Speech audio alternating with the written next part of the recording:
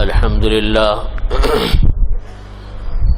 لله نحمده ونستعينه ونستغفره ونعوذ بالله من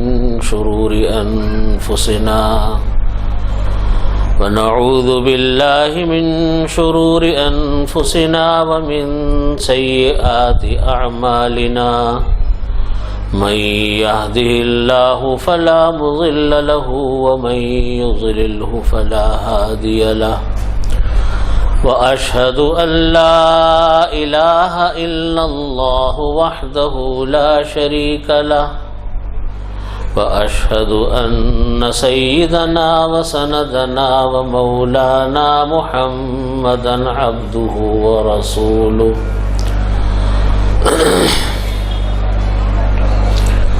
وقال الله تعالى في القرآن المجيد وفرقان الحميد ونضع الموازين القسط ليوم القيامة. بزرگان محترم، برادران عزیز، حضرات علماء اکرام، مفتیان اکرام، مشائخ اعظام، میرے لیے بڑی سعادت کی بات ہے اور خوشی کا موقع ہے. اللہ رب العزت نے یہاں کے علماء، طلباء اور یہاں کے مسلمان بھائیوں سے ملاقات کا یہ موقع عطا فرمایا. اللہ رب العزت ہم سب کو جنت میں اسی طریقے سے جمع فرمائے اور ہم سب کو ایمان کامل کے ساتھ اللہ رب العزت جنت الفردوس عطا فرمائے. حضرت مفتی محمد حسن صاحب رحمۃ اللہ علیہ کا ایک ملفوظ اپنی بات شروع کرنے سے پہلے یاد آ گیا، وہ سناتا ہوں. حضرت مفتی محمد حسن صاحب رحمۃ اللہ علیہ بانی جامع اشرفیہ لاہور، خلیفہ حضرت مولانا اشرف علی صاحب تھانوی قدس اللہ سرہ، وہ فرمایا کرتے تھے کہ اپنے دین کو، اپنے ایمان کو بچا بچا کر قبر تک لے جاؤ، کسی طرح بچا بچا کر قبر تک لے جاؤ، تو پھر آگے جیت ہی جیت ہے انسان کی. کسی طرح ایمان کو بچا کر قبر تک لے جاؤ، آگے جیت ہی جیت ہے انسان کی. اصل چیز ایمان کی حفاظت ہے.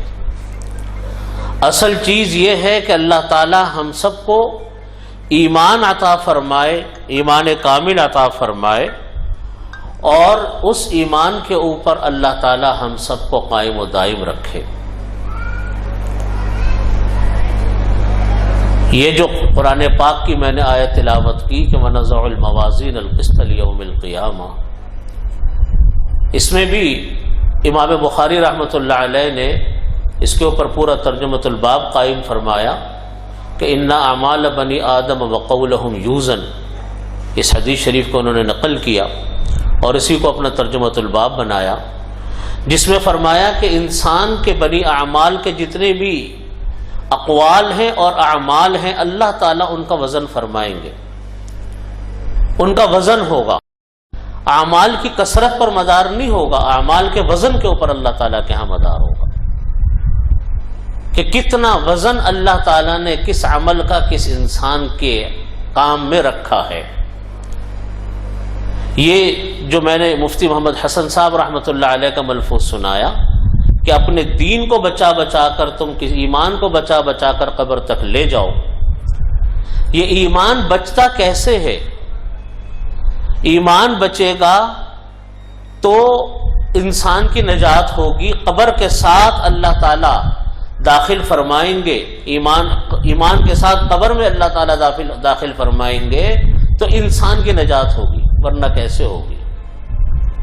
یہ مساجد، یہ مدارس، یہ علماء اکرام، یہ مفتیان اکرام، اللہ کے نیک بندوں سے تعلق رکھنے والے لوگ، ان کے ساتھ تعلق یہی انسان کے ایمان کو بچانے والا ہے. ورنہ موجودہ زمانے میں جو شر انگیزی پوری دنیا میں آج ہے، جو تباہی و بربادی کا سامان آج ہے، ان کی حفاظت اس کے بغیر ممکن نہیں ہے۔ ممکن نہیں ہے کہ آپ کا تعلق اللہ والوں کے ساتھ جڑ جائے، اہل مدارس اور اہل مساجد کے ساتھ جڑ جائے۔ آج اس وقت ہمارے ہاں دو طرح کے ادارے قائم ہیں۔ ایک سیکولر ادارے ہیں، جو سیکولر ادارے آپ معلوم ہے ان اسکولوں کے اندر، ہر طرح کے اسکول کی بات نہیں کر رہا ہوں، لیکن ایک بہت بڑا طبقہ ہمارے ہاں کا اسکولوں کا وہ ہے جہاں دین کی تعلیم کا کوئی گزر نہیں ہے۔ اسلامیات ایک مضمون کے طور پر ضرور پڑھائی جاتی ہے، لیکن کسی بھی طرح کی ضرورت پوری نہیں کرتی وہ مضمون۔ وہاں سے جب بچے فارغ ہوتے ہیں تو ان بچوں کے پاس کوئی دین کی معلومات نہیں ہوتی۔ ایک طرف گھر کا ماحول ہے جو دین کے عموماً دین کے اوپر نہیں ہوتا، الا یہ کہ اس گھر کے ماحول میں رہنے والے بچوں اور ان کے ماں باپ ان کو دین کا ماحول مل گیا ہو۔ لیکن جہاں یہ ماحول بھی گھر میں نہ ہو، مذہبی تعلیم بھی نہ ہو، اسکول کے اندر تعلیم بھی سیکولر ہو، تو بتائیے ان بچوں کا مستقبل کیا بنے گا؟ اوپر سے میڈیا دیکھ دیکھ کر بچے انڈین کلچروں کو دیکھ کر، باہر کے کلچر کو دیکھ کر وہ دین سے وہ طبقہ ایسا دور جا رہا ہے، ایسا دور جا رہا ہے کہ اس کا کوئی نام و نشان نظر نہیں آتا دین کا۔ دوسری طرف یہ اسلام کے قلعے ہیں، دین کے قلعے ہیں، مدارس، مساجد، یا وہ اسلامی اسکول جو کہ اسلامی ذہن اور فکر لے کر قائم ہوئے۔ انہوں نے آج اپنے اس نوجوان نسل کو جو کچھ بھی تعلیم دی یہ ادارے مہیا کر رہے ہیں۔ قبر تک اپنے ایمان کو لے جانے کی صورت اس کے علاوہ ممکن نہیں ہے کہ ہم اپنے بچوں کو، اپنے گھر والوں کو دین کی تعلیم کے ساتھ وابستہ رکھیں، اہل مدارس کے ساتھ وابستہ رکھیں۔ اس کے بغیر دین سیکھنے کا کوئی ذریعہ ہمارے پاس نہیں ہے۔ آج یہ ماحول ہے کہ ایک طرف تو اسکولوں میں دین کی کوئی تعلیم نہیں، دوسری طرف ہمارے ہاں جو گھر ہیں ان گھروں کے اندر دین کی تعلیم نہیں، اوپر سے بچے جو ٹی وی دیکھتے ہیں، میڈیا کو دیکھتے ہیں، وہ انڈین کلچر، باہر کا کلچر دیکھتے ہیں۔ تو بچوں کو ہمارے ہاں یہ بھی نہیں پتا ہوتا کہ اسلام کے اراکین ہیں کیا۔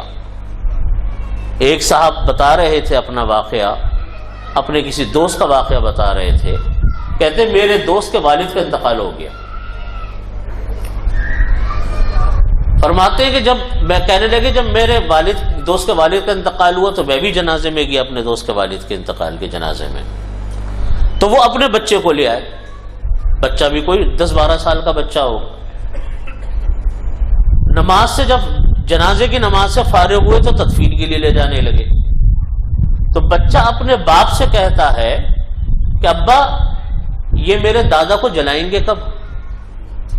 اس بچے کو یہ پتا نہیں تھا کہ اسلام کی تعلیمات میں جلانا ہوتا ہے یا تجہیز و تکفین کے وہ طریقے ہیں جو شریعت نے بتائے ہیں۔ تو نتیجہ پھر یہ نکلتا ہے، نتیجہ پھر یہ آتا ہے کہ جب وابستگی نہیں ہوتی دین سے اور مذہب سے اور اہل دین سے، اہل مدارس سے، تو پھر بچوں کا کیا مستقبل بنتا ہے یہ پتہ نہیں ہوتا۔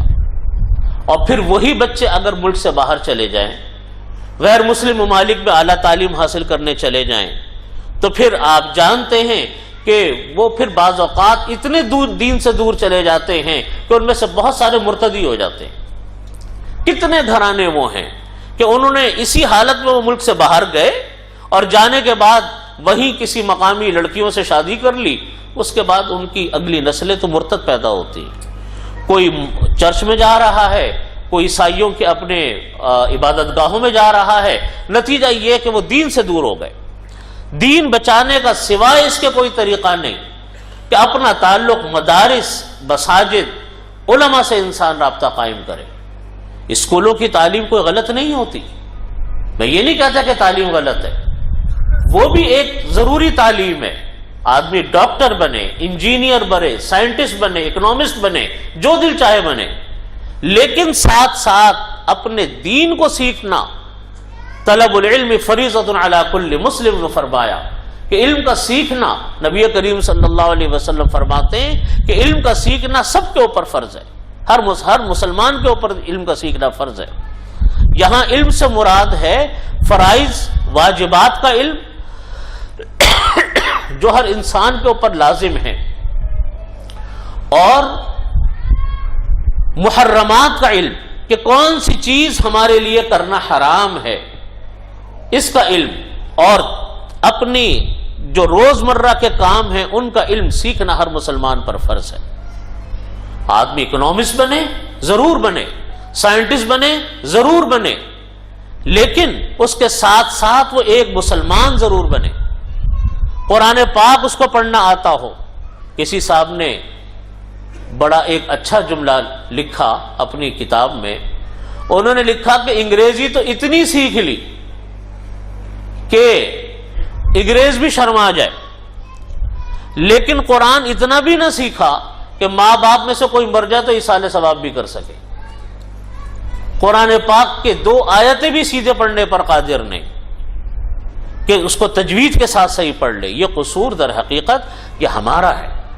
اسی لیے آپ دیکھیے پوری دنیا میں اللہ رب العزت نے پاکستان کو، اس بر صغیر کے جو مدارس ہیں، یہ بر صغیر کے مدارس ہندوستان، پاکستان، بنگلہ دیش، ان کا یہ اعزاز اللہ رب العزت نے رکھا ہے کہ آج ان مدرسوں کو پوری دنیا زور لگا رہی ہے ان مدرسوں کو برا بھلا کہنے پر، ان مدرسوں کو غلط ثابت کرنے پر پوری دنیا کا زور ہے. لیکن ایک بات آپ دیکھیے گا، پوری دنیا میں اگر کہیں علی منہاج النبوہ کہیں دین کا کام ہو رہا ہے، کسی مسجد میں ہو، کسی مدرسے میں ہو، کسی ادارے میں ہو، آپ کو وہاں ان 3 ملکوں میں سے کسی ملک کے مدرسوں کا فارغ التحصیل ملے گا. یہ دیکھ لیجئے پوری دنیا میں کہیں جا کر آپ. اسلامک سینٹر بہت ہوں گے، بہت سارے مذہبی تعلیمی ادارے ہوں گے، لیکن ان تعلیمی اداروں کے اندر صحیح رخ کے اوپر دین کا کام ہو، وہ آپ کو اگر نظر آئے گا تو ان بر صغیر کے علماء آپ کو نظر آئیں گے کام کرتے. یوں تو جرمنی والوں نے بھی یا ترکی والوں نے بھی اپنے بڑے ادارے بنائے، لیکن سنت کی رمق نظر نہیں آتی. نہ داڑھی امام کے چہرے پر، نہ کوئی سنت کا اہتمام، نہ کوئی لباس پوشاک. بالکل ایک آزاد منش ایک آدمی ہے، اس نے آ کر نماز پڑھائی، ایک اپنا جبہ پہنا، سر کے اوپر ایک پگڑی رکھی اور نماز پڑھا دی. بعد میں وہ بھی آپ کو 3 پیس سوٹ کے اندر نظر آئے گا جاتا ہوا مسجد سے باہر. کوئی روحانیت، کوئی دین کی رمق، کوئی سنت کی رمق آپ کو نظر نہیں آئے گی. اس لیے کہ وہ ماحول میں پروان نہیں چڑھے جو ماحول ہمارا یہاں موجود ہے، جو ہمارے مدرسوں کا ماحول ہے، ہمارے اداروں کا ماحول ہے. اس ماحول کے اندر پروان چڑھے ہوئے لوگ وہ ایک خاص سنت کے مطابق کام کر رہے ہوتے ہیں، سنت کے طریقے سے کام کرتے ہیں. یہ ماحول آپ کو کہیں نظر نہیں آئے گا سوائے ہندوستان، پاکستان، بنگلہ دیش کے علماء یہی نظر آئیں گے.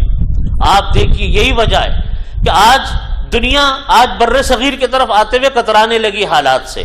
اللہ تعالیٰ نے یہی کے علماء کے ذریعے برطانیہ میں، یہی کے علماء کے ذریعے ساؤتھ افریقہ میں، دنیا کے دوسرے ملکوں میں ایسے ہی تعلیمی ادارے قائم کروا دیے. پیچھے آپ کو یہی ادارہ نظر آئے گا، پیچھے انہی مدارس کا اثر نظر آئے گا. حضرت تھانوی رحمۃ اللہ علیہ نے اپنے اس میں لکھا ہے، مواعظ میں کہیں لکھا ہے، حضرت نے لکھا ہے کہ ایک مرتبہ حضرت شاہ اسماعیل شہید رحمۃ اللہ علیہ گزر رہے تھے دیوبند کے علاقے سے. اس وقت تک دارالعلوم دیوبند قائم نہیں ہوا تھا. تو وہاں سے جب گزر رہے تھے تو گزرتے ہوئے رک گئے. جہاں آج دارالعلوم دیوبند قائم ہے، یہاں پر ایک کوڑی کا ڈھیر ہوتا تھا. جب تک دارالعلوم دیوبند نہیں بنا تھا، کوڑے کا ڈھیر تھا. تو حضرت شاہ اسماعیل شہید رحمۃ اللہ علیہ رک گئے اور رک کر تھوڑی دیر دیکھتے رہے اس کوڑے کے ڈھیر کو، اور دیکھ کر فرمانے لگے پتہ نہیں کیا بات ہے، مجھ کو اس کوڑے کے ڈھیر سے انوارات اٹھتے ہوئے نظر آ رہے ہیں۔ اور اس کے بعد دارالعلوم دیوبند قائم ہوا۔ اللہ رب العزت نے کیا برکت عطا فرمائی اس دارالعلوم دیوبند کے کام میں کہ آج آپ دیکھیے یہ جتنے ہم یہاں بیٹھے ہیں، دنیا میں کہیں کوئی بیٹھا ہو، کہیں نہ کہیں سے سلسلہ جا کر جڑے گا ادھر ہی، کتنی نسلوں کے بعد جا کر جڑے گا ادھر ہی جا کر۔ میرے شیخ حضرت عبدالحی صاحب عارفی رحمۃ اللہ علیہ وہ فرمایا کرتے تھے کہ دیکھو یہ جو بلب ہے نا، بلب، یہ جو بلب، اسی طرح اشارہ فرمایا کرتے تھے، کہتے دیکھو یہ جو بلب میں روشنی ہے نا، یہ روشنی بلب کے اندر نہیں ہے، یہ بلب میں کہاں روشنی ہے، بلب میں تو دو چار چیزیں لگی ہوئی ہیں، وہ کہاں سے روشنی پیدا کرے گا۔ فرماتے کہ اس بلب کا کنیکشن جا کر جڑتا ہے اس پاور ہاؤس سے جا کے، وہ پاور ہاؤس سے جو بجلی نکلتی ہے اس کی وجہ سے بلب روشن ہے۔ تو فرمایا کرتے تھے کہ ہمارا جو پاور ہاؤس ہے وہ تو مختلف سلسلوں سے چلتا ہوا نبی کریم صلی اللہ علیہ وسلم تک جا کر پہنچتا ہے۔ تو فرمایا کرتے تھے کہ کام کے اندر اور عمل کے اندر اللہ تعالیٰ نور اس وقت پیدا فرماتے ہیں جب اس نور کا تعلق کسی پاور ہاؤس کے ساتھ جوڑا ہوا ہو تو نور آتا ہے، اور وہ پاور ہاؤس کیا ہے؟ نبی کریم صلی اللہ علیہ وسلم کی ذات گرامی، اس کے واسطے اللہ تعالیٰ نے یہ بزرگوں کے سلسلے رکھے۔ اس کے بغیر یہ دو چیزیں ایسی ہیں، اس کے بغیر کبھی انسان کے کاموں کے اندر وزن اعمال پیدا نہیں ہوتا۔ اللہ تعالیٰ کے ہاں اعمال کا وزن، اعمال میں جو وزن ہے یہ اللہ تعالیٰ کے ہاں اس کا اجر ہے، اس کا ثواب ہے، اس کا وزن ہے۔ اعمال بہت ہوں، کثیر ہوں، لیکن ان کے اندر کوئی وزن نہ ہو اعمال میں، تو پھر وہ عمل بے شمار عمل ہو، اس کا کوئی فائدہ نہیں۔ حضرت سفیان ثوری رحمۃ اللہ علیہ کتنا مشہور نام ہے، وہ فرماتے ہیں، ان کے بارے میں فرمایا کہ جب ان کا انتقال ہوا تو کسی نے ان کو خواب میں دیکھا اور پوچھا کہ شیخ اللہ تعالیٰ نے آپ کے ساتھ کیا معاملہ فرمایا؟ تو انہوں نے فرمایا کہ ذہبت العبارات، میں نے جتنی عبارتیں لکھی تھیں سب ختم، کوئی کام نہیں آئی۔ وضاحت الاشارات، جتنی میں نے اشارات اور چیزیں لکھی سب ختم، کوئی کام نہیں آئی۔ فرمایا نفعناها رکعات رکعناها فی جوف اللیل، کچھ رکعتیں وہ میری کام آ گئی جو میں نے رات کے اندھیروں میں میں نے شب میں رات کو میں نے پڑھ لی تھی، وہ میرے کام آ گئی۔ اسی لیے فرماتے ہیں کہ انسان کے نام اعمال میں دو چیزوں سے وزن پیدا ہوتا ہے، ایک اخلاص اور ایک صدق۔ اخلاص کے معنی ہے کہ ہر کام اللہ کے لیے ہو، غیر اللہ کے لیے کوئی عمل نہ ہو، دکھاوا کوئی مقصود نہیں، دنیا کی کوئی طلب نہیں، ہر عمل اللہ کے لیے۔ جتنا اخلاص ہوگا اتنا ہی اللہ تعالیٰ اس انسان کے نام اعمال میں وزن پیدا فرمائے۔ اور دوسری چیز ہے صدق۔ صدق کے معنی ہے کہ طریقہ سنت کے مطابق۔ یہ دو چیزیں انسان کے کاموں میں پیدا ہو جائیں، اللہ تعالیٰ انسان کی دنیا کے ہر عمل کو اللہ تعالیٰ دین بنا دیتے ہیں۔ کوئی دکان میں بیٹھا ہو، یہ دو عمل اگر اس نے کر لیے، دکان میں بیٹھنا اس کے لیے عبادت ہے، گھر میں بیٹھا ہو، گھر میں رہنا اس کے لیے عبادت ہے۔ ایک ہے اخلاص، اخلاص کا مطلب ہے نیت اللہ کے لیے۔ ہمارے ہاں لوگ یہ کہتے ہیں کہ ہر چیز، لوگوں نے ایک حدیث شریف یاد کر لی، حدیث شریف تو بالکل ٹھیک ہے، انما الاعمال بالنیات، بالکل نبی کریم صلی اللہ علیہ وسلم کی حدیث ہے، لیکن اس کا مطلب وہ لوگ غلط سمجھتے ہیں۔ مطلب یہ سمجھتے ہیں کہ کام غلط کرتے رہو، نیت ٹھیک رکھو اپنی۔ یاد رکھیے یہ حدیث شریف کا مطلب نہیں ہے۔ جس سے پوچھو بھائی آپ نے یہ کام کیا، یہ غلط کیا، بھائی اللہ تعالیٰ تو نیتوں کو دیکھتے، میری نیت ٹھیک تھی۔ ارے بھائی جب نیت ٹھیک تھی تو عمل بھی تو ٹھیک ہو، عمل کیسے ٹھیک نہیں ہے؟ تو فرماتے، تو یہ بس جس کو سناؤ یہ حدیث یاد رکھیے، حدیث شریف کا مطلب یہ ہے کہ نیت بھی ٹھیک ہو، عمل بھی ٹھیک ہو۔ اگر انسان کی نیت تو ٹھیک ہے، نیت تو بہت اچھی ہے، لیکن عمل اس کا شریعت کے مطابق نہیں ہے، تو پھر اس انسان کو اس عمل کا ثواب نہیں ملتا۔ ایک انسان ہے، اس کو یہاں سے ملتان جانا ہے، اور وہ چلا بیٹھ، تو وہ ملتان جانے کے لیے اس کو ملتان والی بس میں ہی بیٹھنا پڑے گا نا، نیت بھی ملتان جانے کی ہو، عمل بھی ملتان جانے کا ہو۔ لیکن ایک آدمی ہے، وہ نیت تو اس کی ہے ملتان جانے کی، لیکن وہ بیٹھ گیا لاہور جانے والی بس میں، تو نیت 100 مرتبہ کر لیں ملتان جانے کی، لیکن پہنچے گا وہ لاہور ہی۔ یہ تو دنیا کا اصول ہے۔ یہاں ہم لوگ سمجھتے ہیں کہ انما الاعمال بالنیات کا مطلب ہے کہ نیت تو اللہ کے لیے کر لو، پر عمل جو دل چاہے کرتے رہو۔ نیت اور عمل ملتے ہیں، اللہ تعالیٰ اس کا اجر و ثواب عطا فرماتے ہیں۔ اخلاص کا مطلب یہی ہے کہ نیت اللہ کے لیے، عمل بھی اللہ کے لیے، عمل سنت کے خلاف نہ ہو، عمل سنت کے مطابق ہو۔ اللہ رب العزت نے یہی تعلیم عطا فرمائی کہ ہر کام سے پہلے اللہ تعالیٰ کے لیے نیت کر لو۔ جو انسان کوئی کام اللہ کے لیے کرتا ہے، بعض اوقات بڑے بڑے اعمال انسان کے ضائع ہو جاتے ہیں، اور چھوٹا سا عمل جو کسی شمار قطار میں نہیں ہوتا، اللہ تعالیٰ کے ہاں وہ بہت بڑا بن جاتا ہے۔ اس لیے فرماتے کہ کسی دل میں آنے والے کسی خیال کو، دل میں آنے والی کسی نیکی کو معمولی نہ سمجھو۔ وہ اللہ کا مہمان ہے جو دل میں نیکی کا خیال آیا، آج اس کی قدر کرو گے وہ خیال دوبارہ آئے گا۔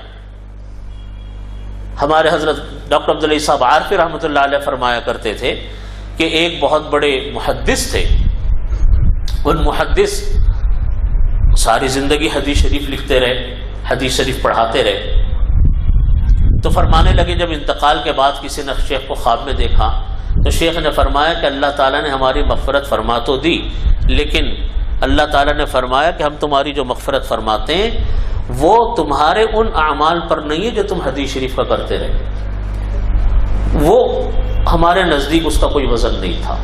تم نے اتنی حدیثیں پڑھائیں، اتنی حدیثوں کا کام کیا، ہمارے نزدیک اس کی وہ کوئی وزن نہیں، وہ ہمارے لیے نہیں تھا۔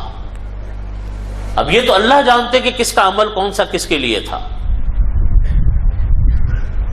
فرمانے لگے پھر اللہ تعالیٰ نے فرمایا کہ ایک مرتبہ تم حدیث شریف لکھ رہے تھے، حدیث لکھتے ہوئے اس زمانے میں وہ دوات والا قلم ہوتا تھا، تو فرمانے لگے کہ سیاہی کا ایک قطرہ گر گیا تمہارے کاغذ کے اوپر، ایک مکھی آئی اور اس کو پینے لگی اس سیاہی کو، تو تمہارے دل میں یہ خیال آیا کہ تم نے کہ یہ مکھی پیاسی ہے، اس کو میں سیاہی پینے دوں پھر میں سیاہی کو صاف کر لوں گا۔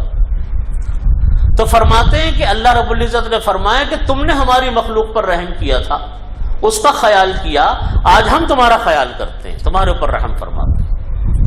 تو دیکھو ہے عمل ایک ہے، لیکن اللہ تعالیٰ کے ہاں وہ اتنا وزنی بن گیا، اتنا بڑا بن گیا ایک اخلاص کی وجہ سے کہ پتہ نہیں کون سا عمل اس کا اخلاص کے ساتھ ہو جائے۔ اس لیے کسی عمل کو چھوٹا نہیں سمجھنا چاہیے، اور اپنے نزدیک کسی عمل کے اوپر فخر نہیں کرنا چاہیے کہ پتہ نہیں کون سا عمل قابل و قبول ہو، کون سا عمل قابل و قبول نہ ہو۔ تو یہ چیز ہے اخلاص۔ حضرت شاہ اسماعیل شہید رحمۃ اللہ علیہ کا واقعہ کتابوں میں لکھا ہے۔ حضرت شاہ اسماعیل شہید رحمۃ اللہ علیہ ایک مرتبہ دہلی کی جامع مسجد میں اپنا وعظ فرما رہے تھے۔ وعظ فرماتے ہوئے جب پورا وعظ ختم ہو گیا، لمبا چوڑا وعظ ختم ہو گیا، دہلی کی جامع مسجد کی سیڑھیوں سے نیچے اتر رہے تھے تو ایک دیہاتی آیا۔ اس دیہاتی نے آ کر کہا کیا مولوی اسماعیل کا بیان ختم ہو گیا؟ انہوں نے کہا جی ختم ہو، حضرت خود ہی تھے، انہوں نے کہا جی ختم ہو گیا۔ تو بڑا افسوس کرنے لگا، کہنے لگے کہ میں تو اتنی دور سے سفر کر کر آیا حضرت کا بات سننے کے لیے، لیکن بیان ختم ہو گیا۔ حضرت نے فرمایا کہ میں ہی اسماعیل ہوں، اور بیٹھ جاؤ میرے ساتھ سیڑھیوں پر، میں تمہیں اپنا بات سنا دیتا ہوں۔ اس کو سیڑھیوں پر لے کر بیٹھ گئے، دہلی کی جامع مسجد کی سیڑھیوں پر، اور جو اپنے بیان میں پورا وعظ جو سنایا تھا، وعظ فرمایا تھا، وہ پورا وعظ دوبارہ اس دیہاتی کے لیے دوبارہ سنایا۔ کسی نے ان سے پوچھا کہ حضرت آپ نے اتنا لمبا باز وہاں کیا، اتنا لمبا باز اس ایک آدمی کے لیے، کہ آخر اس کی کیا وجہ تھی؟ اس کو کہہ دیتے کہیں اور آ جاتا یہ۔ فرمانے لگے پہلے بھی ایک کے لیے کیا تھا، اب بھی ایک ہی کے لیے کر رہا ہوں، پہلے بھی ایک کے لیے کیا تھا، اب بھی ایک کے لیے کر رہا ہوں۔ یہ ہے اخلاص۔ میرے دادا سے مفتی شفیع صاحب رحمۃ اللہ علیہ اپنے استاذ کا واقعہ بیان فرماتے ہیں، فرمانے لگے کہ میرے استاذ نے فرمایا تھا کہ میں نے خواب میں ایک مرتبہ دیکھا کہ ایک بورڈ رکھا ہوا ہے، بلیک بورڈ رکھا ہوا ہے، اس بلیک بورڈ کے اوپر کسی نے کہا کہ ایک لکھ دو، تو فرماتے ہیں کہ میں نے ایک لکھ دیا۔ فرمایا کہ اب اس کے آگے صفر بڑھا دو، فرمانے لگے صفر بڑھا دیا، تو خواب میں بتایا کہ دیکھو اب 10 ہو گئے۔ فرمایا کہ ایک صفر اور بڑھا دو، فرمایا کہ ہم نے بڑھا دیا، تو کہنے لگے دیکھو اب یہ 100 ہو گئے، ایک ہندسے کے بڑھنے سے 100 ہو گئے۔ پھر ایک اور زیرو بڑھایا تو 1000 ہو گئے۔ فرمانے لگے اب اس کو مٹا دو۔ کہتے ہیں پھر کسی نے اس کو مٹا دیا، مٹا کر کہا کہ اب پھر دوبارہ ایک لکھو۔ کہتے پھر میں نے ایک لکھا، کہا کہ اب صفر ادھر نہ بڑھاؤ دائیں طرف بلکہ بائیں طرف بڑھاؤ، ایک سے پہلے بڑھاؤ۔ تو فرماتے ہیں کہ میرے استاد نے فرمایا کہ کسی نے وہاں صفر بڑھا دیا، تو کسی نے کہا کہ دیکھو اس صفر کے بڑھنے سے یہ ایک ہی رہا، اس کا کوئی ہندسہ نہیں بڑھا۔ پھر فرمانے لگے کہ دوسرا صفر بڑھا دو۔ کہتے پھر دوسرا صفر بڑھا دیا کسی نے، تو فرمایا گیا کہ دیکھو وہ صرف ایک ہی رہا، اس کا کوئی نمبر نہیں بڑھا۔ فرمانے لگے کہ یہ ہوتا ہے سنت، یہ ہوتا ہے صدق، کہ جب عمل شریعت کے مطابق ہوتا ہے تو ایک کے آگے جو صفر لگا وہ 1 کا 10 ہو گیا، 10 کا 100 ہو گیا، 100 کا 1000 ہو گیا، 1000 کا 10,000 ہو گیا۔ فرماتے ہیں کہ یہ مطلب ہے صدق کا، کہ نیک عمل کرو، سنت کے مطابق کرو، شریعت کے مطابق کرو، اللہ تعالیٰ 1 کا 10 گنا عطا فرماتے ہیں۔ فرماتے ہیں کہ یہی عمل سنت کے خلاف اپنی مرضی سے کر لو، یہی عمل اپنی مرضی سے کر لیا، اور اس کی مثال بالکل فرمائی ایسی ہے جیسے 1 سے پہلے صفر بڑھا دیا، 100 صفر لگا دو کہ وہ ایک ہی رہے گا۔ تو بات یہی ہے کہ دوسری چیز ہے صدق کے طریقہ اللہ تعالیٰ کا نے جو بیان فرمایا یا نبی علیہ الصلوۃ والسلام نے ارشاد فرمایا، وہ طریقہ کوئی انسان اختیار کرے، اللہ تعالیٰ اس ایک عمل کو اپنی بارگاہ میں قبول فرماتے ہیں، اس کا وزن پیدا فرماتے ہیں۔ ہم نے تو یہ سمجھ رکھا ہے کہ دین نام صرف عبادات کے مجموعے کا ہے، دین عبادات کے مجموعے کا نام صرف نہیں ہے۔ عبادات اپنی جگہ پر بہت اہم ترین حصہ اور شعبہ ہے دین کا، لیکن دین کے دوسرے شعبے ہیں جن میں سے معاملات ہے، جن میں معاشرت ہے، جس میں اخلاق ہے، یہ ساری دین کے شعبے ہیں۔ ان دین کے شعبوں پر جو عمل انسان کرتا ہے، کوئی انسان دکان پر جا کر بیٹھے اس طریقے سے کہ شریعت کے مطابق کام کرے گا، کوئی انسان اپنے گھر میں اس طریقے سے رہے کہ شریعت کے مطابق وقت گزارتا ہے، تو بتائیے وہ انسان بھی تو دین کے اوپر عمل کرنے والا ہے۔ تو عمل مطلب یہ ہے کہ عبادات کا، اجر و ثواب کا، اعمال میں وزن کا، کہ طریقہ بھی اخلاص کے ساتھ ہو، اللہ وحدہ لا شریک کے لیے ہو، اور اس کا جو عمل ہے اور طریقہ ہے وہ طریقہ بھی شریعت کے مطابق، اس کا طریقہ جب شریعت کے مطابق ہوگا وہی عمل انسان کا ایک بہت بڑے اجر و ثواب کا باعث ہوتا ہے۔ یہ 2 عمل بن جائیں انسان کے، اخلاص اور صدق، انسان کو دنیا کا، انسان کا وہ دین کے لیے ہوتا ہے۔ مثال کے طور پہ ایک انسان ہے، ملازمت کے لیے جا رہا ہے، صبح کو اٹھا، معمول کے مطابق اٹھا، ایک ملازمت کے لیے گیا، ایک تجارت کے لیے گیا۔ ہمارے ہاں لوگ اس کو کہتے ہیں ہم دنیا داری کے لیے جا رہے ہیں۔ یہ جملہ بولا جاتا ہے نا ہمارے یہاں کہ جی ہم تو صبح سے شام تک دنیا داری کے لیے نکل رہے ہیں۔ یاد رکھیے یہ دنیا داری نہیں، نبی کریم ہمارے شیخ رحمۃ اللہ علیہ فرمایا کرتے تھے کہ آپ نکلنے سے پہلے یہ نیت تو کر لو کہ بھائی رزق حلال کمانا، جیسا حدیث شریف میں فرمایا کہ رزق حلال کمانا، یہ رزق حلال نبی کریم صلی اللہ علیہ وسلم نے فرمایا کہ طلب کسب الحلال فریضۃ بعد الفریضہ، او کما قال صلی اللہ علیہ وسلم، کہ رزق حلال کا کمانا کہ دیگر فرائض کے بعد، نماز، روزہ، حج، زکوٰۃ کے بعد یہ ایک فریضوں میں سے ایک فریضہ ہے۔ فرماتے تھے کہ دیکھو ایک انسان صبح کو نکلا، معمول کے مطابق اٹھا اور گیا، اور جا کر وہ ملازمت کرنے کے لیے نکلا، تجارت کے لیے نکلا، اور اس کا طریقہ بھی سنت کے مطابق، شریعت کے مطابق، کوئی حرام کام نہیں کرتا، کوئی دھوکہ نہیں دیتا، دکان پہ جھوٹ نہیں بولتا، جھوٹی قسمیں نہیں کھاتا، دھوکے والا مال نہیں بیچتا، نیت بھی یہی ہے کہ یا اللہ مجھ کو رزق حلال مل جائے تاکہ یہ فریضہ بھی میں اپنے ذمے سے پورا کر لوں۔ تو فرماتے کہ صبح سے شام تک وہ دکان پر بیٹھا، اللہ رب العزت نے اس کے ایک ایک لمحے پر اجر و ثواب لکھا ہے۔ حضرت سعد بن معاذ رضی اللہ عنہ فرماتے کہ ایک مرتبہ میں نبی کریم صلی اللہ علیہ وسلم کی مجلس میں بیٹھا ہوا تھا، تو میرے ہاتھ سارا دن کھیتی باڑی کرتے کرتے کرتے کرتے اس کے اندر چھالے پڑ جاتے تھے۔ تو فرماتے کہ ایک دن نبی کریم صلی اللہ علیہ وسلم کے پاس میں بیٹھا ہوا تھا، تو آپ نے میرے ہاتھ تو دیکھے کہ زخمی ہیں، تو پوچھا کہ سعد ہاتھ میں کیا ہوا؟ تو فرمانے لگے کہ یا رسول اللہ سارا دن محنت مزدوری کرتا ہوں، اس محنت مزدوری کی وجہ سے ہاتھ میں میرے چھالے پڑ گئے۔ تو آپ صلی اللہ علیہ وسلم نے ان کا ہاتھ لیا اور یوں کر کے ان کے ہاتھ پر بوسہ دیا۔ فرمانے لگے سعد، جو انسان صبح کو نکلتا ہے محنت مزدوری کے لیے، شام کو وہ تھکا ہارا گھر میں واپس آتا ہے، اللہ رب العزت اس انسان کے سارے گناہوں کو معاف فرما دیتے ہیں۔ یہ کوئی معمولی بات نہیں ہے کہ اللہ نے رزق حلال کا موقع دیا، ہاں جھوٹ کوئی نہ بولے، دھوکہ کوئی نہ دے، معاملات صحیح کرے، جو کام کی ذمہ داری لی کام کو پورا ادا کرے، پھر اس کا ایک ایک لمحہ پر اللہ تعالیٰ اس کو اجر و ثواب عطا فرماتے ہیں۔ ہم لوگ کہتے ہیں دنیا داری ہے، اللہ کے ہاں یہ دینداری ہے، اللہ کے ہاں دینداری ہے۔ ہم لوگوں نے مطلب غلط سمجھا۔ گناہ اس چیز کا ہے جو ہمارے معاشرے کا کلچر بن گیا، جھوٹ بولنا، دھوکہ دینا، 2 نمبر کا مال ہے 1 نمبر بتا کر بیچنا، جھوٹی قسمیں کھانا، جھوٹی باتیں بتانا، یہ حرام ہے۔ ان سے بچے کوئی انسان کسی طریقے سے۔ تو طریقہ جب سنت کے مطابق ہو، شریعت کے مطابق ہو، اللہ تعالیٰ ہر عمل کا ثواب عطا فرماتے ہیں۔ ورنہ اگر طریقہ سنت سے ہٹ کرے، وہ کتنی محنت کر لے، 100 مرتبہ انسان اللہ کی رضا کی نیت کر لے، لیکن طریقہ غلط ہے، کوئی اجر و ثواب نہیں۔ قرآن کریم نے اسی کو فرمایا، قل هل ننبئكم بالاخسرین اعمالا الذین ضل سعیهم فی الحیاۃ الدنیا وهم یحسبون انهم یحسنون صنعا۔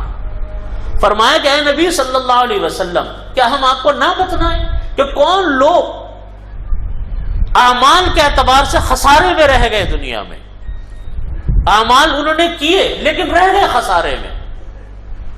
الذین ضل سعیهم فی الحیاۃ الدنیا، فرمایا کہ یہ وہ لوگ ہیں جنہوں نے اپنی دنیا کی ساری محنتوں کو اکارت کر دیا، ضائع کر دیا، بیکار کر دیا، لیکن وہم یحسبون انہم یحسنون صنعا، وہ یہی سمجھتے رہے کہ ہم تو بہت اچھے اچھے کام کر رہے ہیں، خود یہ سمجھتے رہے کہ کام اچھے اچھے کر رہے ہیں، عمدہ کام کر رہے ہیں، لیکن اللہ تعالیٰ فرماتے کہ انہوں نے اپنی دنیا کی زندگی کو اکارت کر دیا۔ فرماتے یہ وہ لوگ ہیں جو اعمال کے اعتبار سے خسارے میں رہ گئے۔ یہ کون لوگ ہیں جو سمجھتے تو رہے کہ ہم بہت اچھا کام کر رہے ہیں، سمجھتے تو ہیں کہ ہم بہت دین کا کام کر رہے ہیں، لیکن اللہ کے ہاں کوئی قدر و قیمت نہیں، ایک دمڑی کی قدر و قیمت نہیں۔ یہ وہ لوگ ہیں جن کے پاس یا تو اخلاص نہیں ہوتا یا جن کے پاس طریقہ سنت کا نہیں ہوتا۔ آپ دیکھیے، ہم سے زیادہ محنت مشقت جھیلنے والے بعض اوقات غیر مسلم ہوتے ہیں۔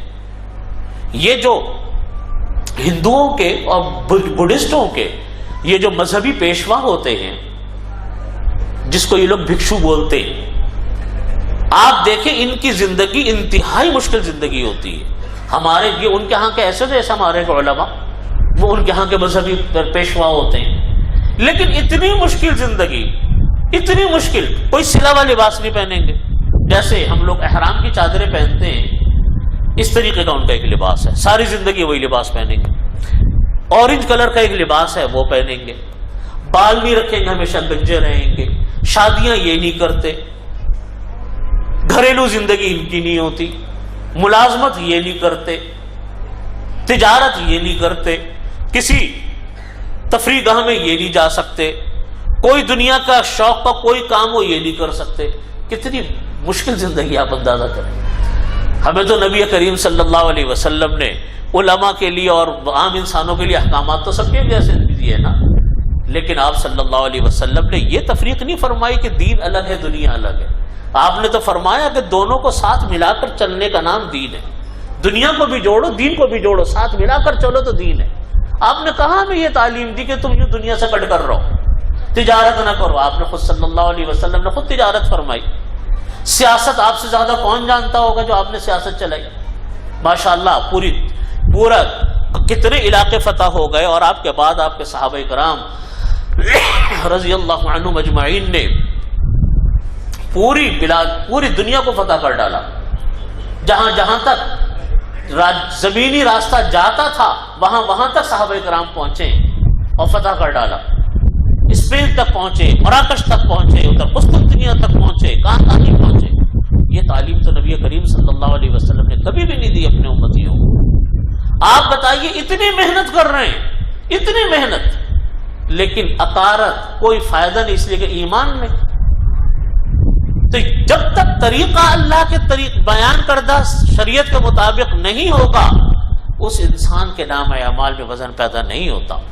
بات بڑی چھوٹی اور آسان ہے کہ ہر انسان متقی بن سکتا ہے، ہر انسان ولی اللہ بن سکتا ہے ان دو چیزوں پر عمل کر کے، کہ اپنا اخلاص پیدا کرے.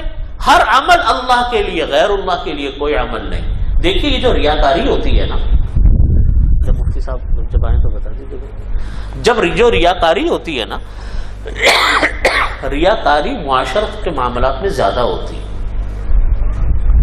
یعنی یہ تو توقع کرنی بڑی عجیب سی محسوس ہوتی ہے کہ ہم نماز کسی کو دکھانے کے لیے پڑھیں. آتا ہے خیال انسان کو آ جاتا ہے، اس میں بھی ریاکاری ہوتی ہے، لیکن کون آدمی آئے گا کہ گھر سے اٹھے مسجد میں آئے کسی کو دکھانے کے لیے آئے؟ کیوں آئے گا؟ روزہ رکھ رہا ہے تو کسی کو کیا پتا کہ کسی نے روزہ رکھا کہ نہیں رکھا. عبادات کے اندر ریاکاری ہوتی ہے لیکن کم.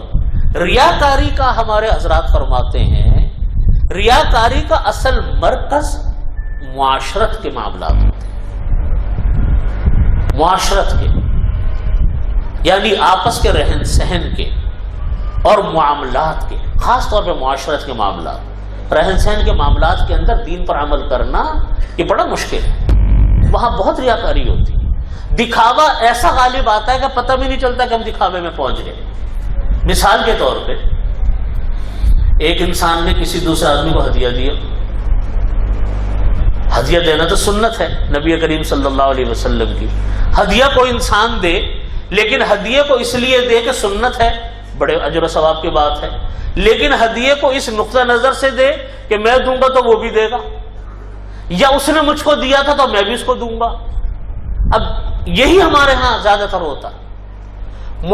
کسی کے ہاں عیادت ہے، کتنی بڑی عبادت ہے عیادت کرنا. حدیث شریف میں نبی کریم صلی اللہ علیہ وسلم فرماتے ہیں کہ جب کوئی انسان کسی کی عیادت کرتا ہے تو جتنی دیر وہ عیادت کرتا ہے اتنی دیر وہ جنت کے باغات میں سے ایک باغ میں ہوتا ہے. فرمایا جتنی دیر کوئی انسان عیادت کرتا ہے ملائکہ اس کے اوپر رحمت کی دعائیں کرتے ہیں. کتنا اجر و ثواب ہے. اب دیکھیے یہ معاشرت کا مسئلہ. اب جب ہم کسی کے ہاں عیادت کرنے جاتے ہیں، ساتھ ساتھ یہ خیال بھی آتا ہے کہ دیکھو اگر میں نہیں گیا اس کے ہاں تو وہ کیا سوچے گا، وہ بھی تو ہمارے گھر میں عیادت کرنے آتا ہے. حالانکہ ہے عبادت، لیکن اس عبادت کے اندر غیر اللہ کی نیت سب سے پہلے خود بخود دلوں میں آ جاتی ہے. اس لیے ہمارے حضرات فرماتے ہیں کہ دیکھو ریاکاری زیادہ تر معاشرت کے مسائل میں پیدا ہوتی ہے، معاشرت کے معاملات میں آتی ہے. شادی میں شریک ہونا، کسی کے ہاں دعوت میں شریک ہونا، کسی کے ہاں کسی تقریب میں چلے جانا، خاندانی معاملات ہے نا، ہے عبادت، لیکن عبادت کا عنصر مغلوب ہو جاتا ہے اور برابری کا عنصر غالب آ جاتا ہے کہ جی ہم اس کے ہاں شادی میں، وہ بھی ہمارے ہاں شادی میں آیا تھا، ہم بھی جائیں گے اس کے ہاں شادی میں، وہ بھی ہمیں بلاتا ہے ہم بھی اس کو بلائیں گے. اب یہاں برابری آ رہی ہے سامنے، خود بخود آ رہی ہے. یہ جو ہے یہ ہے ریاکاری. یہاں اللہ کے لیے نیت نہیں ہو رہی. اسی لیے حضرت تھانوی رحمۃ اللہ علیہ کا ملفوظ ہے، حضرت فرماتے ہیں کہ دیکھو گھریلو جھگڑے جو ہوتے ہیں ان میں ایک بہت بڑے جھگڑے کی بنیاد یہ ہوتی ہے کہ آدمی یہ کہتا ہے کہ جیسا میں نے اس کے ساتھ کیا تو اس نے میرے ساتھ ایسا نہیں کیا. کہتے کہ بھائی تم نے سلسلہ ہی غلط قائم کیا، جھگڑا جبھی تو ہو رہا ہے۔ آپ اپنے رشتہ داروں کے ساتھ جو معاملات کرو حسن سلوک کرو، وہ رشتہ داروں کے ساتھ حسن سلوک اس لیے مت کرو کہ تم نے اس کے ساتھ ایسا کیا تھا، اس نے تمہارے ساتھ ایسا کیا تھا۔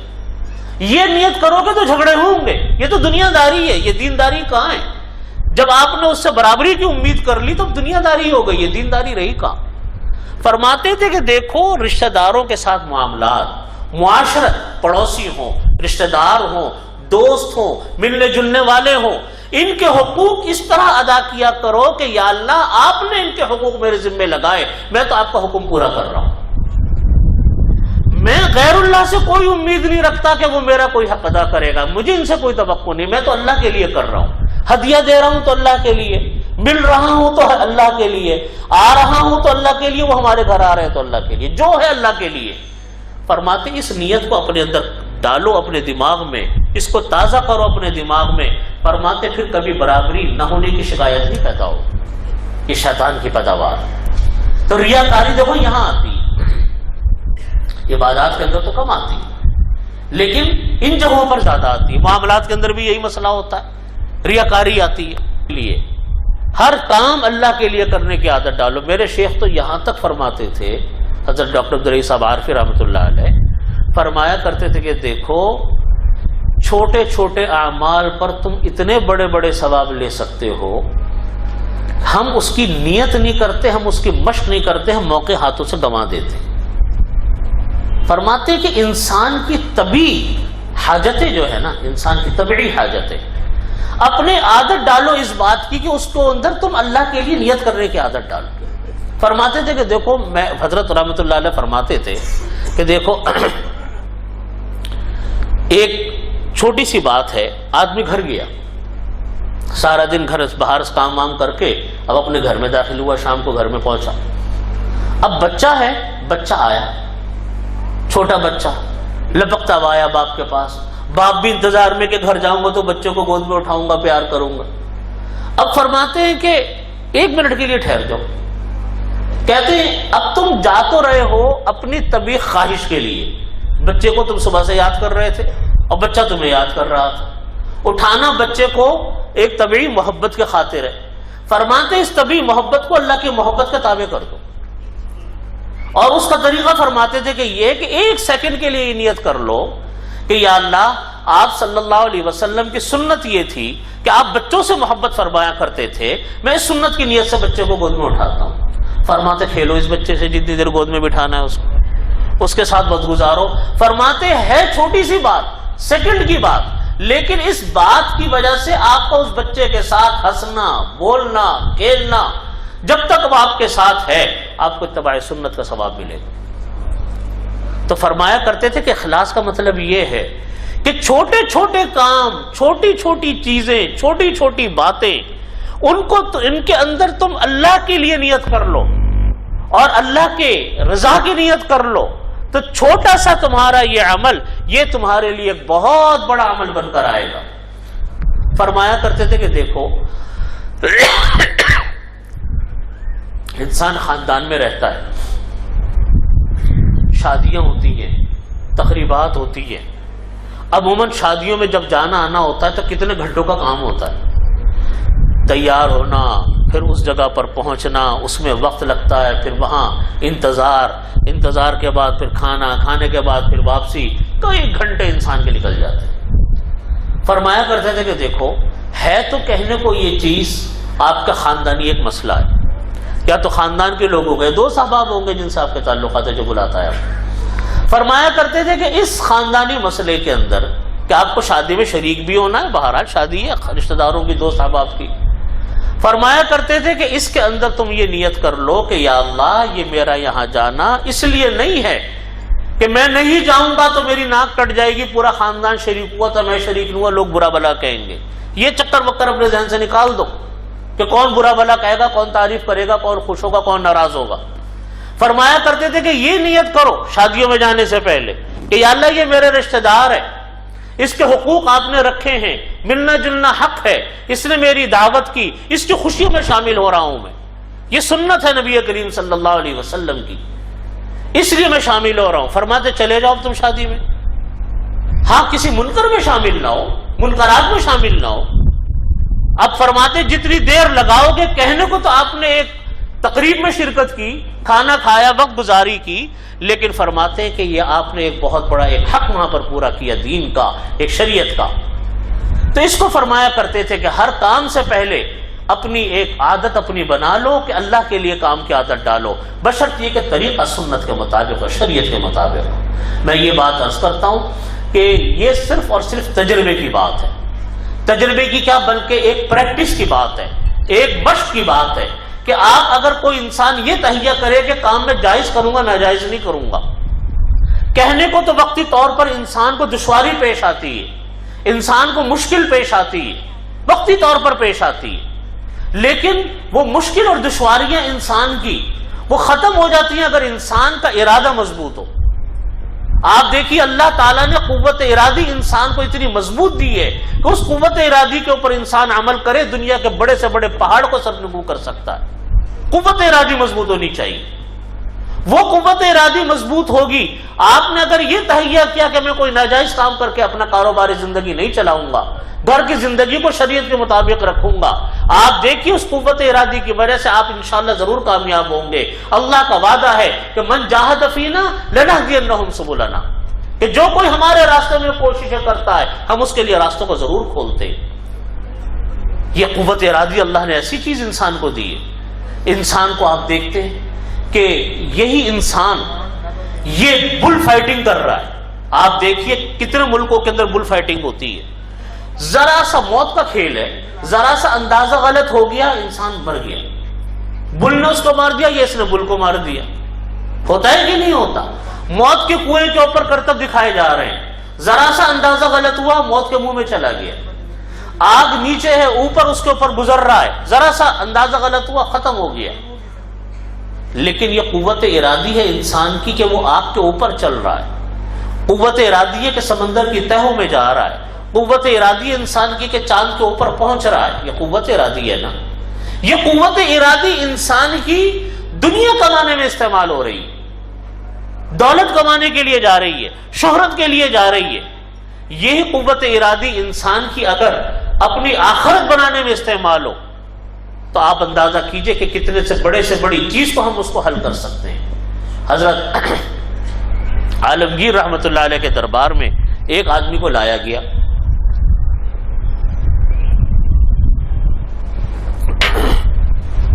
عالمگیر رحمت اللہ علیہ یہ ان لوگوں میں سے تھے جو مغل بادشاہ ہوتے تھے, یہ اس طرح کی چیزوں کے بڑے قدردان ہوتے تھے. کسی کے پاس کوئی فن ہے, کسی کے پاس کوئی ہنر ہے, اس کے بڑے قدردان ہوتے تھے. ان کے پاس حضرت عالمگیر رحمت اللہ علیہ کے پاس ایک آدمی کو لایا گیا. انہوں نے کہا کہ جی عجیب کرتب دکھاتا ہے. کہتے ہیں کہ یہ کرتب دکھاتا ہے کہ یہ سوئی کو یوں اچھالتا ہے, پھر یوں دھاگے کو پھینکتا ہے تو سوئی دھاگے کے آر پار ہو جاتی ہے, ورنہ یہ دھاگا کو سوئی کے ناکے میں ڈالنا کتنا مشکل کام ہے. تو بادشاہ نے کہا کہ اچھا بھائی اس کو دکھاؤ, اس کو کہو کہ ہمیں کرتب دکھائے. اس کو جب کھڑا کیا اس نے واقعی کرتب دکھایا کہ ادھر سے سوئی کو پھینکا, ادھر سے دھاگے کو پھینکا تو دھاگا سوئی کے آر پار ہو. شہنشاہ نے کہا کہ بھائی عالمگیر رحمت اللہ علیہ نے فرمایا کہ اس کو 10 دینار انعام میں دیے جائیں اور 10 کوڑے مارے جائیں اس کو. تو سب نے کہا کہ یہ تو آپ نے عجیب و غریب انعام دیا کہ ادھر کوڑے بھی لگ رہے, انعام بھی دیا جا رہا ہے. تو فرمانے لگے خیر ہوا, 10 کوڑے بھی لگائے گئے, 10 دینار بھی انعام میں دیے گئے. تو پوچھا عالمگیر رحمت اللہ علیہ سے کہ آپ نے یہ 2 متضاد اس کو کیوں سزا دی, ایک انعام بھی اور سزا بھی. فرمانے لگے انعام تو میں نے اس کو اس لیے دیا کہ واقعی یہ اس کا کرتب ہے, یہ بڑا عجیب و غریب اس نے کرتب دکھایا, اس کرتب میں نے ایسا کرتب کبھی نہیں دیکھا تھا, اس لیے میں نے اس کو انعام دیا. اور کوڑے اس لیے لگوائے کہ اپنی قوت ارادی اس نے اتنے فضول کام کے اندر برباد کی. اللہ نے اس کو اتنا ہنر دیا تھا, ایسی قوت دی تھی, لیکن اس نے اپنی قوت ارادی کو ایک ایسے فضول سے کام میں لگا دیا جس کا کوئی فائدہ نہیں ہوا اس کو. تو فرماتے اس لیے کوڑے لگائے میں نے اس کو. بھائی اللہ تعالیٰ نے ہمیں قوت ارادی دی ہے, دنیا کی پرواہ کرنی چھوڑ دیں, ہم یہ تہیہ کریں کہ لوگ ہمیں کہیں گے کہ صاحب کس طریقوں پر عمل کر رہے ہو اپنی زندگی میں، گھر میں تمہارے یہ تم کن چیزوں کو لے کر آ رہے ہو، کہاں آج دین کی بات ہے، کہاں آج دنیا جا رہی ہے۔ یاد رکھیے یہ باتیں اعتراض کرنے والے ساری زندگی اعتراض کرتے رہیں گے، ان سے کبھی انسان کی جان چھوٹنے والی نہیں ہے۔ یہ تہیہ کریں کہ اپنی زندگی کو شریعت کے مطابق بنائیں گے، اس کی کوشش کریں، اس کی کوشش کا ذریعہ یہی ہے کہ اپنے گھر کے ماحول کے اندر تبدیلی لے کر آؤ۔ گھر کے ماحول میں تبدیلی ممکن نہیں ہے جب تک اپنے بچوں کو اور خود اہل مدارس اور علماء کے سے واسطہ ان کا رابطہ نہ جوڑیں۔ جب تک ان کے ساتھ رابطہ نہیں جڑے گا عوام کا، یاد رکھیے گھروں کے اندر دین کی بقا ممکن نہیں ہے اس کے بغیر۔ یہ بچے ہمارا سرمایہ ہیں، بچے ہمارے گھر، ہماری بیوی، ہمارے بچے، ان کے بارے میں ہم سے باس پرسونی ہے کہ ان کو کن کاموں پر لگایا تھا۔ نبی کریم صلی اللہ علیہ وسلم نے فرمایا کلکم راع وکلکم مسئول عن رعیتہ، تم میں سے ہر انسان نگہبان ہے اپنے ماتحتوں کا، اور ہر ایک انسان سے اپنے ماتحتوں کا سوال ہونا ہے، ہر آدمی سے اپنے ماتحت کا سوال ہونا ہے۔ تو بھائی یہ سرمایہ ہمارے بچے، یہ بچے اگر آج دین سے دور ہوں گے تو بتائیے ہمارے لیے پھر کیا باقی بچا؟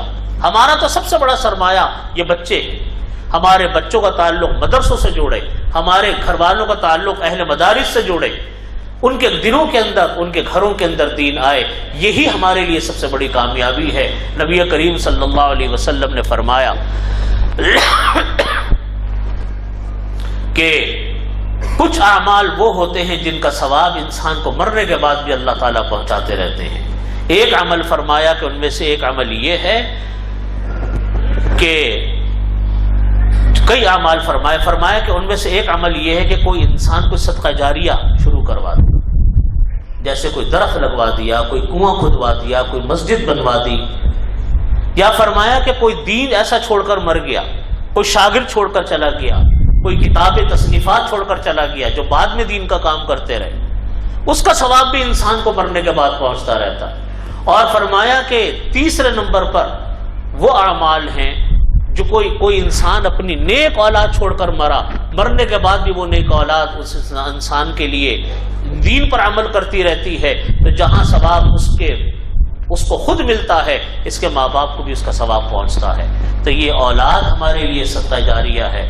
اللہ رب العزت ہمیں ان کی تربیت کی بھی توفیق عطا فرمائے، ہمارے ان مساجد اور مدارس کے اللہ تعالیٰ حفاظت فرمائے۔ اسی پر میں اپنی بات ختم کرتا ہوں۔ وآخر دعوانا الحمدللہ رب العالمین۔